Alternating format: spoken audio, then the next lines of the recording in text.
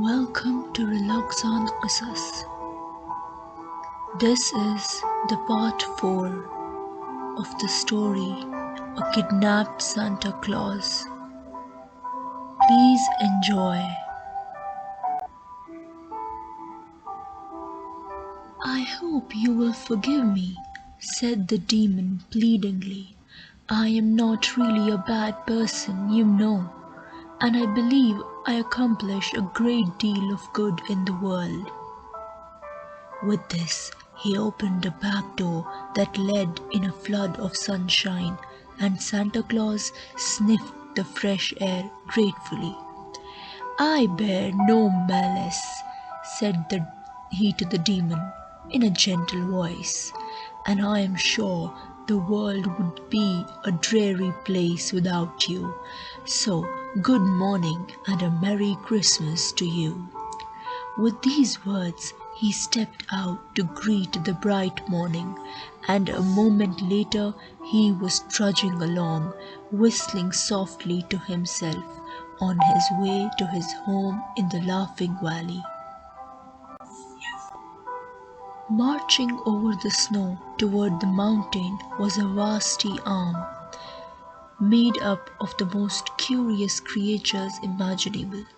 There were numberless nooks from the forest, as rough and crooked in appearance as the gnarled branches of the trees they ministered to, and there were dainty riles from the fields, each one bearing the emblem of the flower or plant it guarded. Behind these were many ranks of pixies, gnomes, and nymphs, and in the rear 1,000 beautiful fairies floated along in gorgeous array. This wonderful army was led by Whisk, Peter, Nutter, and Kilter, who had assembled it to rescue Santa Claus from captivity and to punish the demons who had dared to take him away from his beloved children. And although they looked so bright and peaceful, the little immortals were armed with powers that would be very terrible to those who had incurred their anger. Woe to the demons of the caves if this mighty army of vengeance ever met them. But lo! Coming to meet his loyal friends appeared the imposing form of Santa Claus, his white beard floating in the breeze and his bright eyes sparkling with pleasure at this proof of love and veneration he had inspired in the hearts of the most powerful creatures in existence. And while they clustered around him and danced with glee at his safe return, he gave them earnest thanks for their support.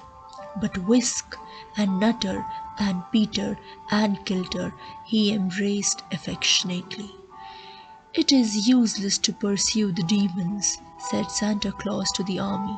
They have their place in the world and can never be destroyed. But that is a great pity, nevertheless, he continued musingly. So the fairies, the nooks and pixies and ryls all escorted the good man to his castle, and there left him to talk over the events of the night with his little assistants. Whisk had already rendered himself invisible and flown through the big world to see how the children were getting along on this bright Christmas morning. And by the time he returned, Peter had finished telling Santa Claus of how they had distributed the toys. We really did very well, cried the fairy in a pleased voice, for I found little unhappiness among the children this morning. Still, you must not get captured again, my dear master, for we must not be so fortunate another time in carrying out your ideas. He then related the mistakes that had been made and which he had not discovered until his tour of inspection. and Santa Claus at once sent him with rubber boots for Charlie Smith and a doll for Mammy Brown, so that even those two disappointed ones become happy. As for the wicked demons of the caves, they were filled with anger and chagrin when they found that their clever capture of Santa Claus had come to naught. Indeed, no one on that Christmas day appeared to be at all selfish or envious or hateful, and realizing that while the children's saint had so many powerful friends, it was folly to oppose him. The demons never again attempted to interfere with his journeys on Christmas Eve. This was the end of the story, A Kidnapped Santa Claus. Hope you enjoyed.